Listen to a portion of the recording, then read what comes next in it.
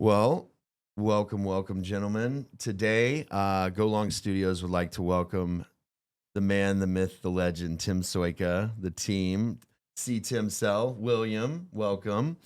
Happy to have you. It's great. Honored to be here. Looking forward to a good education on, we were talking about the market earlier. You and I met a long time ago. I was in the commercial real estate space on the technology side, and I got a phone call, and they said, "Hey, Kevin, it's out in Katy. Give this guy a buzz. I think he wants to meet in person." And I've always thought that's the way to do business as well. I got on the phone with you, and you gave me every opportunity to do it tomorrow because I love the way you're wired, man. I went out there on my way home, and I think I hung out in your office till like 6:30 that night. And we just nerded out about real estate, what the technology can do. You were new into the space, but you had bought and owner occupied your space. Yes. And you had a tenant below, and you were like, dude, this is a no-brainer. But this guy, within months, you had like 30 commercial listings. And I mean, it's just so fun to watch you just grow and evolve into this space. All the while, nurture a team of agents on the residential side and not lose any steam there. So, man, thank you for coming. Honored to be here. And it's cool that you've got somebody that's willing to take a look at the team. And one thing I can say is you want a mentor. That's your guy. But today, let's talk about all things real estate, commercial or residential. But let's hone in on the geography. Katy, what makes it so great, man? I love it. You love it. He lived here. He grew up here. Let's talk about it. Katy's really unique, and people ask me what makes Katy so special, and a lot of people focus on the schools, which Katy does have the best marketed school district I've ever seen. They're a great school district, but they're also very well marketed. That whole K+Y thing is genius. But that's not it. The thing that makes Katy special is it's the most competitive place you can live in the Houston area, especially for your kids. Okay. There's some school districts. I grew up, if I wanted to be on the football team, I showed up and I was on the football team. You had a spot on the team. Right. And not in Katy. I didn't have to work really hard to be in the top 20 in my school. That's a good point. Yeah. And Katy, if you're in the top 5 or 10% of a lot of Katy schools, you have a shot at Ivy League. Absolutely. Wow. No school district pushes you harder in grades. My daughter played basketball in Katy. She started playing when she was 5 years old to have a shot. Wow. A shot to make the team. You don't just show up. You don't just get to play. And it's not just sports, and it's not just education. Mm-hmm. If you want to be in a play in Katy, you better practice. You better know your lines before you get there. Everything is competitive. I like that. And I love, it's not for everybody. Sure. If you want a more relaxed lifestyle, Katy may not be for you. Mm-hmm. Katy is fast-paced. It's going to push you. It's high pressure. But if you want a school district that's going to give your kid the best chance to be on the rowing team at Stanford, or the best chance to excel at Harvard, or the best chance to reach their goals, no school district, no city pushes you harder than Katy. I even joke this with the parents too. If you haven't been to a party in Katy, everybody goes all out. It's nuts here. So the best part about Katy and the worst part is it's so competitive. Yeah. And if you want that for you and your family and your kids, there's no place better to live in the Houston Metroplex. I've never looked at it like that, but maybe that's why I love it. Yeah, you're spot on that one. That is why I love it. So, let's compare. So you're going to be working in the market in the Woodlands Spring area. Yeah. What are the similarities and what are the differences? Thanks for having me on. Yeah. So I'm born and raised in Katy, so Katy's like my own backyard. Yeah, sure. But I did want a change of scenery growing up, having a family. So I moved up north to the Woodlands, which is another great suburb of Houston. Yeah. I would probably rank it in the top 3 suburbs of Houston. But one of the biggest things that drew me personally, and I think what draws a lot of the people that are deciding between one and the other, is going to be the physical geography of it. You're going to have, a lot more taller trees, pine trees. You're going to have lakes. It's a more relaxed living, Yeah, like you mentioned before, right? It's a lot more relaxed, a lot more vacational type feel. Okay. And that's kind of what I was gravitated towards when I went. Yeah, and you notice, I mean, in the similarities that I could say is zoning, right? And we'll touch on that. And master plan communities. Both of those cities are driven by master plan communities. Absolutely. I mean, the Woodlands is literally driven by the Woodlands is the master plan community, but Katy is the king of master plan communities along with the Woodlands. And you could argue Sugarland too. Sure. The master plan community is the most important thing that ever happened to West Side real estate. I agree. Getting that master plan, getting it right. Cinco Ranch was one of the first to really get the formula right. It's kind of like with weight loss, or getting in shape. There's a certain point in your life where you get the formula just right. Yep. And you get exactly where you want to be, and then the formula is a little off. Like Cinco Ranch taught all these other master plan communities the formula to get it right. Yeah. Katy, the Woodlands, Sugarland, Fulshire. It's like they have this great template that was created 30 years ago now. Yeah. And they're all doing it again and again. Was it 30 years ago? And they're doing it. It was 40 if you want to be technical. Like Cinco Ranch was in the 80s. Really? The first homes were selling in Cinco Ranch in 84. By the way, before I was in real estate, for any of you. But the thing about getting that master plan community right, that means you get the schools right. It means you get the shopping right around it. Yep. The thing I love best about all these communities, the Woodlands, the Sugarlands of the world, the Katys of the world, you don't have to go into Houston for anything, you really except don't. for maybe the theater district. Yep. Maybe the museum district. But we have great hospitals here. One-stop shop. We have great things here. We have high-end Target here.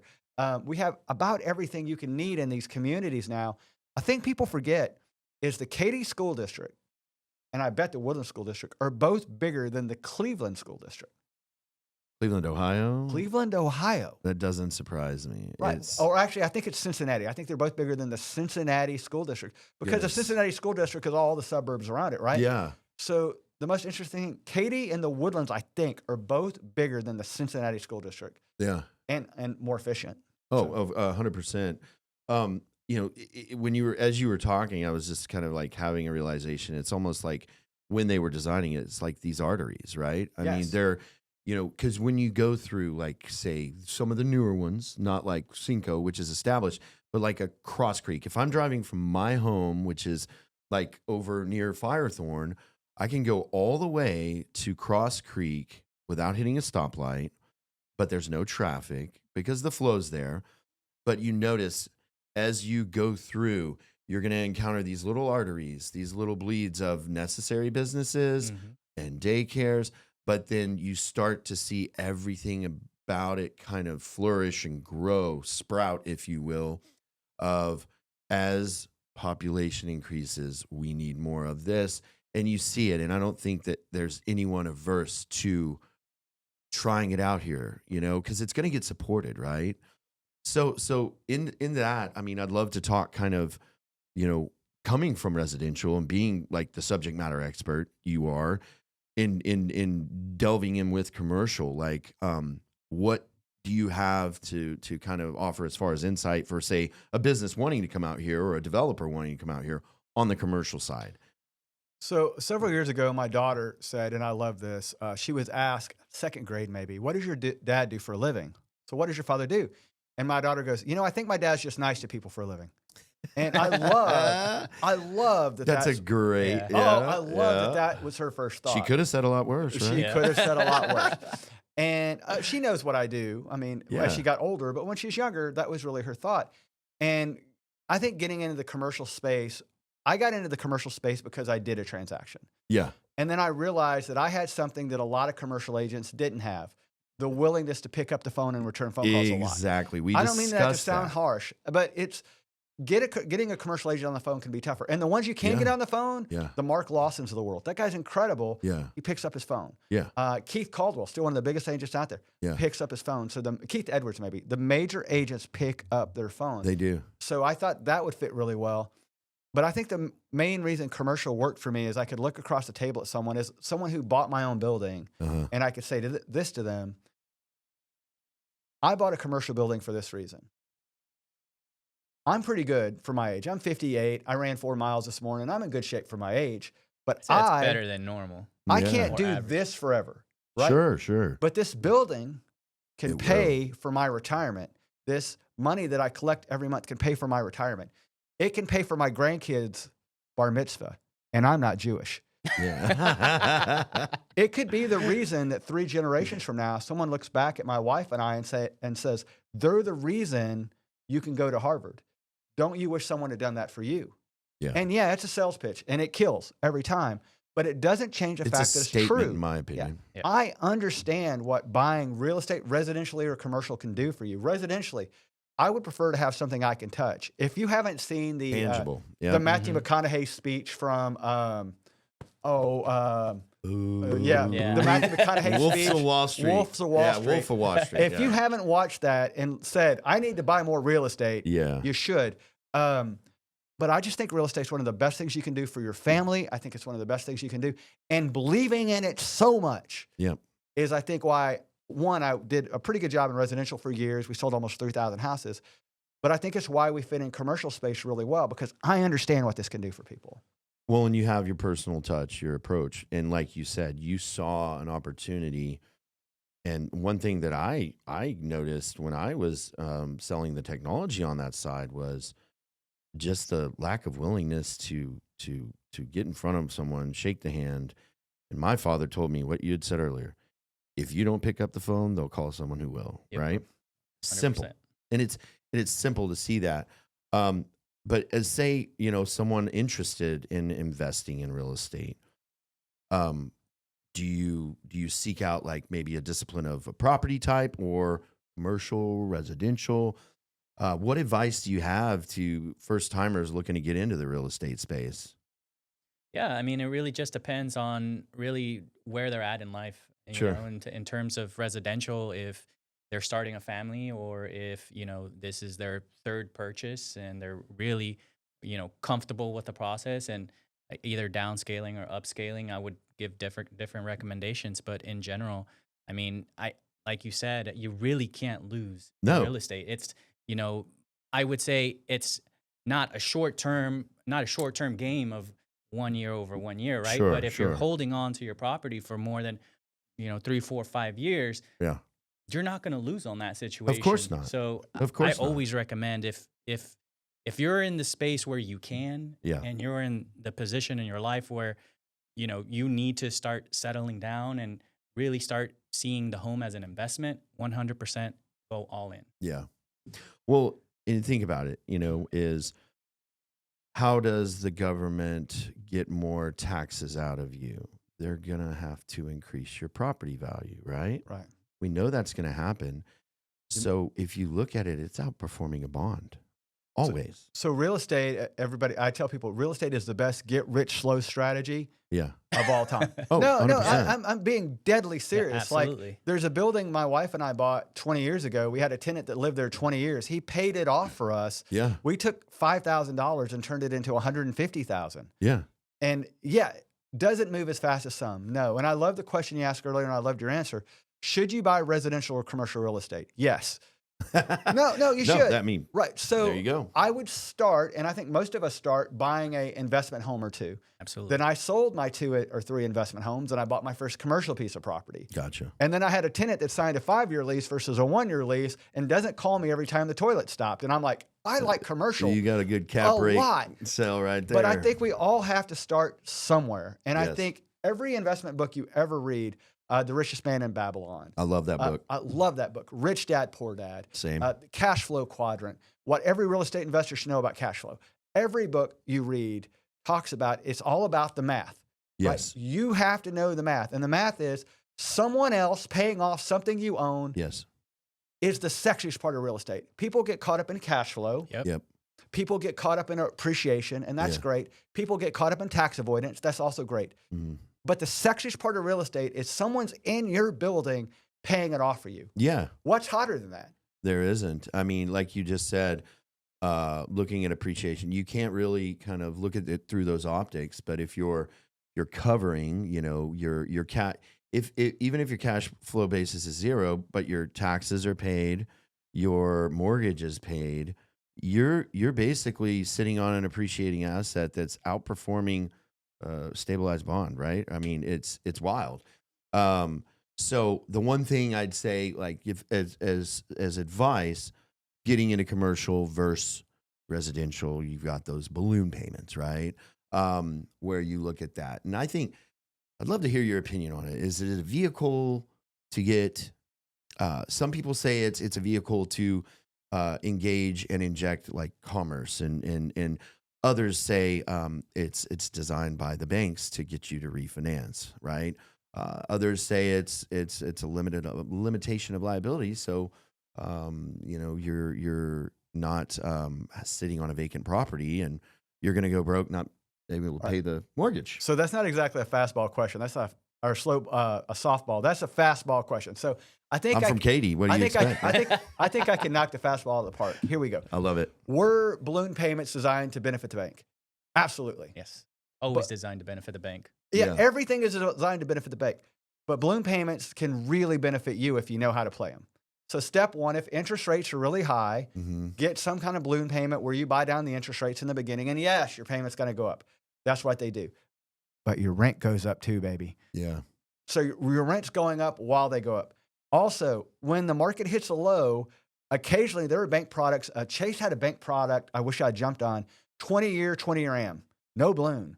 20-year amortization, 20-year term. Ooh. And everybody who was in the market should have jumped on that. Not everybody did, right? Yeah. So if you use these arms and the balloons to get into a commercial investment, does it benefit you? Yes, because someone else is still paying off your mortgage. Or if you own the building, you're paying off your mortgage versus somebody else's mortgage, which is the best. So don't use anything as an excuse not to get into real estate. So one of the smartest guys I know, Joe Rothschild, who is the godfather of real estate in Katy, right? Yeah. I wasn't going to buy a commercial building. And he goes, why aren't you going to buy it? And I said, well, there's all these additional payments. You know, I have to buy coffee for my team. The office I'm at has coffee. I have to buy my own toilet paper. And he goes, I just want to hear for a second. I just want you to hear what you just said. You said you're not going to buy a commercial investment. And by the way, this guy owns like 12 strip centers. Yeah. You're not going to buy a commercial investment because of toilet paper. I just want to make sure I heard that right. That's what I would have said that. So if you want an excuse not to buy real estate, I can give you 1,000. Sure. If you want to be wealthy, buy real estate. I think you overcomplicate it whenever you start thinking of commercial, and it makes more sense to a lot of people to get into residential side too. Right. But if you're willing to learn really the concepts of commercial and really what you were talking about, financing, I would say the potential is even greater, really, because you can slice commercial however you want, and just about anything, which you really can't do so much in residential. And like you said, I mean, maybe it is because some people are just intimidated by it, right? Yeah. Well, there's so many segments of commercial. Like you can't say commercial real estate. Like you can't say I found something on the internet. Did you find it on Amazon? Did you find it on eBay? Commercial real estate is strip centers. You've got retail, industrial, office. Right. You've got, My specialty is offices. I'm great at offices. Yeah. If you want to call me to buy a church, I don't know how to do that. Yeah. And I would say the same thing to real estate agents getting into commercial. Pick your lane, be great at it. Don't try to do everything. No, not at all. As an investor, pick your lane, get great at it, stay in it. Don't try to do everything. I think that's key. But again, I want to go back to, I think buying residential real estate is how we all have to start. You can't just go out. Look, if your dad left you $5 million, which my dad unfortunately did not, or probably honestly, fortunately did not, you can't just go out and buy a strip center, right? No. But by the time I buy my first strip center, I'll know exactly how to do it because I've bought offices. Yeah. Right. So you have to start somewhere, and I think you start with houses. Wouldn't you agree? That's perfect starting place. Yeah. And so how could you convince people maybe looking to go from, my biggest regret was when I was in Austin, I could have bought the house that I was in before I moved here, and I didn't. How is it to convince people? Because you just convinced me. I mean, obviously, you can overcome a lot of objections, but say they're moving or going to from Katy to the Woodlands. Sure. Give me a good example of why I should keep this property versus dump it into, my purchase over there. I'll do you one better. I'll ask you a question. I'll ask you a question. Tell me one person that has ever lost any money or hasn't gained substantial money holding a property. Yeah, I can't. 5, 7 years, 10 years time. Sure. Did you lose money, or did you make a substantial amount of money that you can use to then either buy another residential or maybe even, start getting into commercial because of it? Yeah. There's no other investment vehicle that can get you there, literally by not really, you can rent out the home that you're in Katy while you're in the Woodlands or any other suburb and just let it accrue. Because at the end of the day, I still haven't met one person who has lost money holding a property for, say, 10 years. Yeah. Now, selling it in a year or two, sure, you can lose money. But Yes. to his point, It's not a short-term game. Holding, Yeah. that's the important thing. So there's a story I want to tell because Get rich slow, right? yeah, get rich slow. Yeah, there's a story I want to tell because I think it's important. My wife and I own a home in Seattle that we bought in like 92, 93. We bought for $140,000. In Seattle. In Seattle. It was a dump. Oh, it was okay. absolute dump. Right.